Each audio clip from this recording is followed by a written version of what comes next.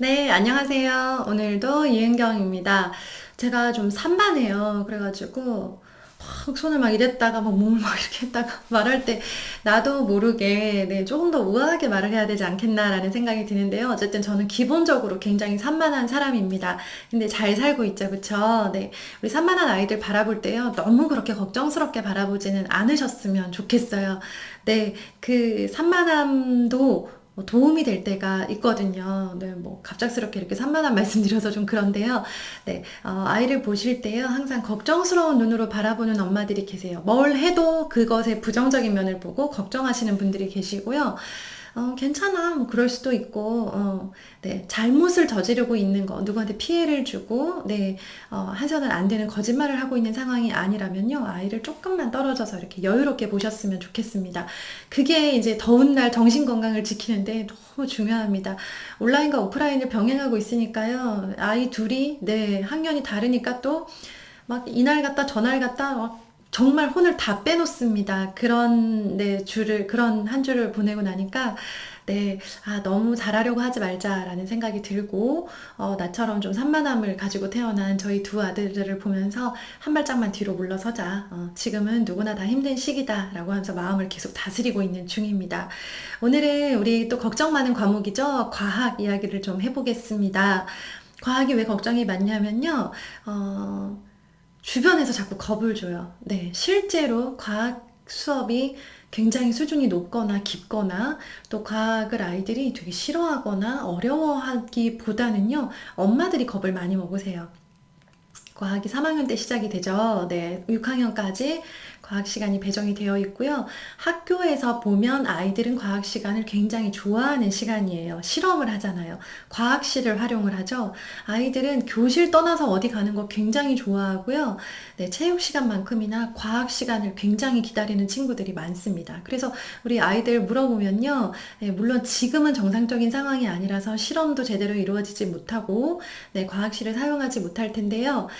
정상적인 학교 과정 중에서는요, 교육과정 중에서는 과학 시간을 최고로 치는 친구들이 생각보다 많습니다.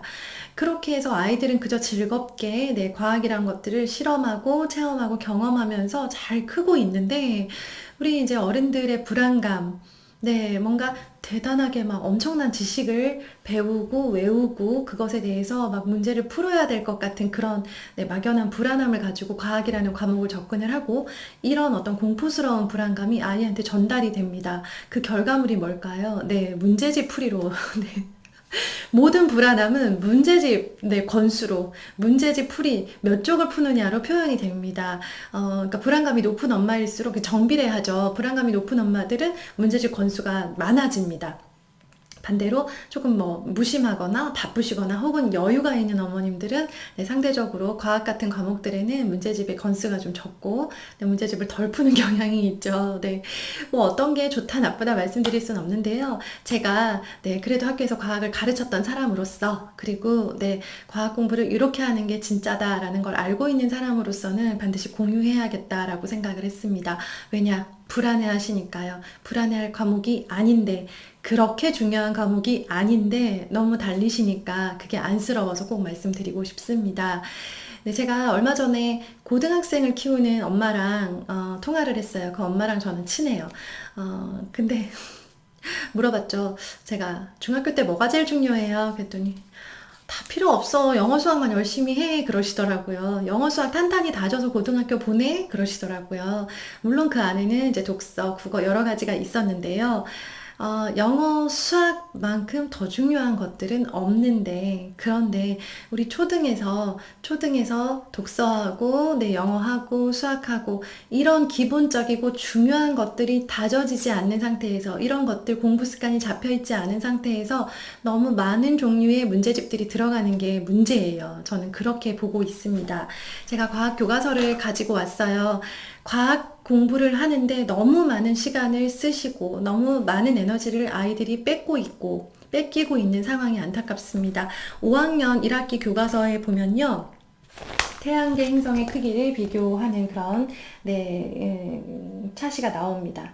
재밌게 보이죠? 네, 태양계 행성의 크기를 비교하고 있고요. 여기서 비교하고 이쪽에서는 그림도 나와 있어요. 실제로 이렇게 비교했을 때 이렇습니다 라는 것들을 아이들이 이 차시를 통해서 배울 거예요. 네. 그래서 이제 여기서 뭘 물어보냐면요. 태양계 행성 중에서 물어본 적 없어요. 과학책에서는요. 여기 필요한 탐구 활동을 위해서 필요한 실험에 대한 설명이 나오고요. 그것에 대해서 좀 생각해 볼 만한 질문이 몇 가지 나오는데요.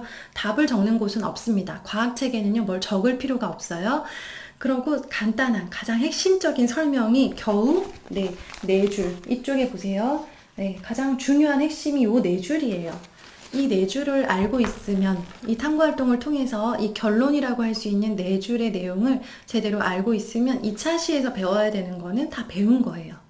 그럼 제대로 알고 있느냐, 탐구 활동을 통해서 결론을 어떻게 도출했느냐를 기록을 하게 되어 있는데요. 그 기록을 하는 책이 바로 아이들이 보고 있는 실험 관찰 책입니다. 이렇게 세트예요. 과학과 실험 관찰 두 권이 세트이고요. 아이들은 과학 시간마다 항상 이 두 권을 준비를 해야 되고요.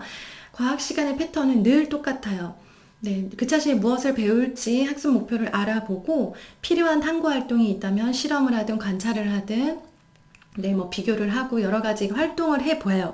활동을 하고 나서 거기에서 알게 된 것을 생각하고 정리해보고 그래서 이번 시간에 그 학습 목표 있잖아요. 태양계 행성의 크기를 비교해 볼까요?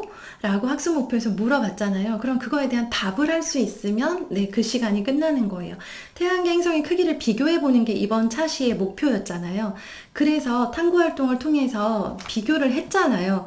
그러면 비교를 통해서 가장 작은 것은 뭐고 가장 큰 것은 뭐고 그리고 지구와 크기가 비슷한 행성은 뭐고 그리고 상대적으로 작은 거는 어떤 거, 큰 편인 행성은 어떤 거.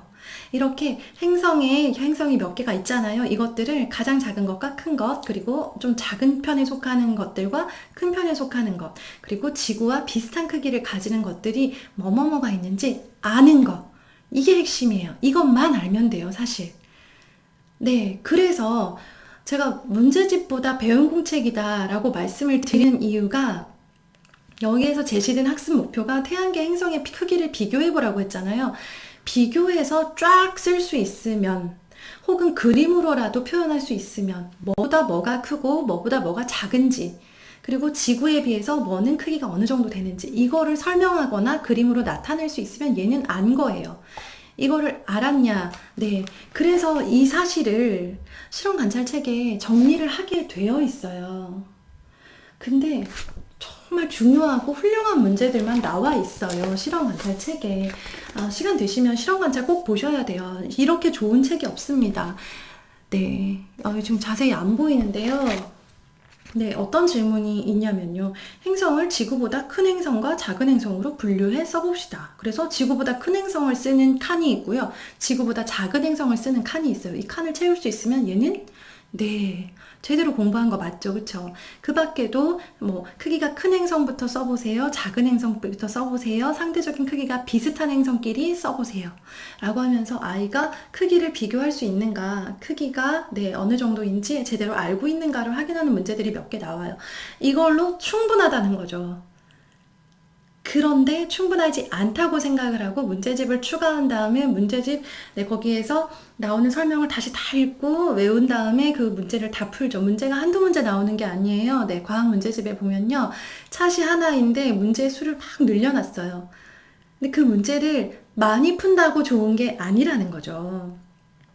무조건 많이 풀고 나서 그 설명이 많이 있는 걸 다 읽어보고 문제집이요. 좋은 점도 있고 또 잘 고르면 그렇지 않은 문제집도 있겠지만 시중에 나와 있는 많은 문제집들이 안타깝게도 가장 핵심적인 내용, 개념에 대한 것들을 설명하기보다는 그거가 그게 핵심인데 그거 여타의 다른 설명들이 너무 늘어져 있어요. 설명이 너무 많아요. 그 설명을 다 한쪽에 가득 채워 있어요. 한쪽에 가득한 설명을 보고 그 다음에 개념 핵심 정리부터 시작을 해서 그 다음에 또 더 알아봅시다 해가지고 이렇게 막 넘어가죠. 서술형 평가까지 쫙 넘어가는데요. 그러느라고 너무 많은 문제를 풀고 너무 많은 시간을 쓴다는 게 저는 좀 안타까워요. 아이들이요, 이 실험 관찰에 나와 있는 것만 쭉 쓸 수 있으면 여기가 다 대부분 서술형이에요. 실험 관찰에는요. 객관식 문제가 많지 않아요.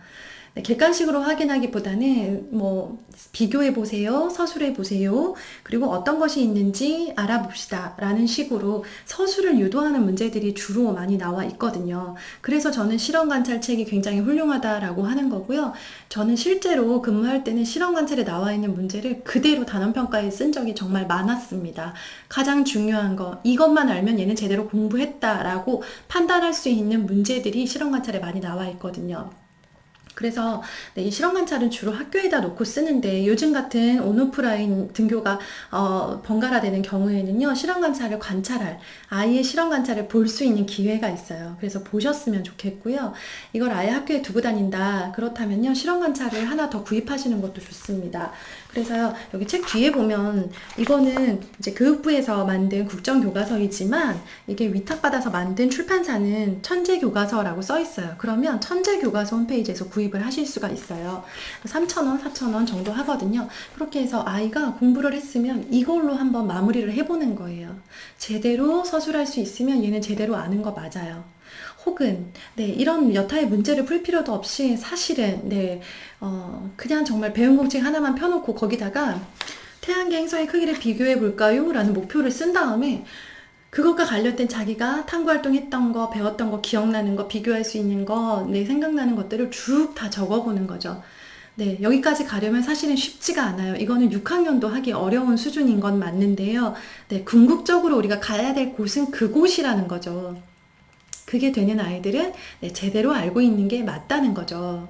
문제집에 나와 있는 그 단편적인 문제들, 객관식 문제를 다 맞았다고 해서 이 아이가 이 내용을 정말로 다 설명할 수 있고 제대로 알고 있다라고 설명하기는 어렵습니다. 그래서 실험 관찰에 나와 있는 아주 좋은 서술형 평가 문제들을 활용해서 아이가 제대로 알고 있는가를 좀 이렇게 좀 보셨으면 좋겠고요. 또 실험 관찰을 권하는 이유는요, 공부 시간이 단축이 돼요. 가장 중요한 거를 놓치지 않았음에도 불구하고 너무 많은 시간을 과학에 쓰지 않은 거죠. 우리 아이들 과학에서까지 시간 많이 쓰잖아요. 그럼 예체능 하랴, 네, 그 학과 공부하랴, 영어 막 들어야 되죠, 말해야 되죠, 영어 매일 해야 되고, 독서도 매일 해야 되고 하는데요. 과학 문제집 푸느라 30분씩, 40분씩 그렇게 쓸 수가 없습니다. 쓰면 안 돼요. 그럴 시간이 없어요. 그 시간에 책을 읽어야 돼요. 그렇기 때문에 가장 중요하고 가장 심플하게 하지만 확실하게 공부를 끝낼 수 있는 교재인 실험 관찰을 좀 활용하셨으면 좋겠다는 말씀을 드리는 거예요. 네. 그리고 지금 뭐 과학 문제집을 풀고 있는 중이다. 그렇다면 갑자기 문제집을 버리고 막 실험 관찰을 새로 하시고 그러지는 마시고요. 지금 하던 거 있으시면 1학기 때는 그냥 그대로 가시고요. 2학기를 준비하실 때는 실험 관찰을 꼭 빠짐없이 챙기셨으면 좋겠고요. 굳이 더 비싼 돈을 주고 과학 문제집을 하나 갖다 놔야 엄마는 불안함이 없어지는데요. 그 시간에 아이가 그만큼 독서를 못한다라고 생각을 하시면 됩니다. 그래서 과학은 이걸로 충분하다라는 말씀을 드리고 싶고요. 아이가 네, 이게 보시면 아시겠지만 툭 하면 서술을 하래요. 네, 제가 그래서 자꾸 글쓰기를 강조를 드리는 거예요. 자꾸 써본 친구들이요, 특징이 뭐냐면 과학 시간에 이 실험을 딱 하잖아요. 실험을 하고 여기 실험 관찰을 펴서 정리해보세요 라고 하면요, 쓰는 게 숙달이 된 친구들은요, 그냥 딱 보고 생각해서 바로 쓰기가 시작이 돼요. 왜냐하면 쓰는 것 자체가 그렇게 자기한테는 네, 되게 힘든 일은 아니거든요. 그래서 그냥 이제 써요. 내용이 뭐 되게 훌륭하고 되게 별로고 이런 차이는 별로 없는데요. 쓰는 것 자체를 선뜻 쓰는 친구들이 있고 굉장히 네, 많은 노력과 막 끙끙대면서 쓰는 친구들이 있단 말이죠. 네, 그 차이가 있어요. 그래서 좀 선뜻 쓸 수 있게 만들려면 평소에 계속 쓰는 연습, 그리고 썼을 때 칭찬받는 경험, 그리고 내가 쓴 것들을 계속 모아놓고 그것들 보면서 아, 내가 잘 쓰는구나 라고 느껴지는 그 느낌이 너무 중요합니다. 그게 모든 과목의 네, 평가와 이 학습 활동에 다 반영이 되기 때문에요. 네, 우리 초등 시기에 읽고 쓰기 확실하게 다지는 거 너무나 중요하다고 말씀드렸죠. 네, 그거 항상 기억하시면서 문제풀이보다 중요한 거 읽고 쓰는 거, 네, 거기에 시간을 쓰세요. 내가 시간이 10분밖에 없고 10분만 더 할 수 있다면 네, 이걸 해도 되고 이걸 해도 되는 상황이라면 당연히 기본, 더 중요한 것을 잡으셨으면 좋겠습니다. 네. 과학에 대한 궁금증 좀 해결되셨나 모르겠습니다. 감사합니다. 내일 또 뵐게요. 좋은 하루 되세요.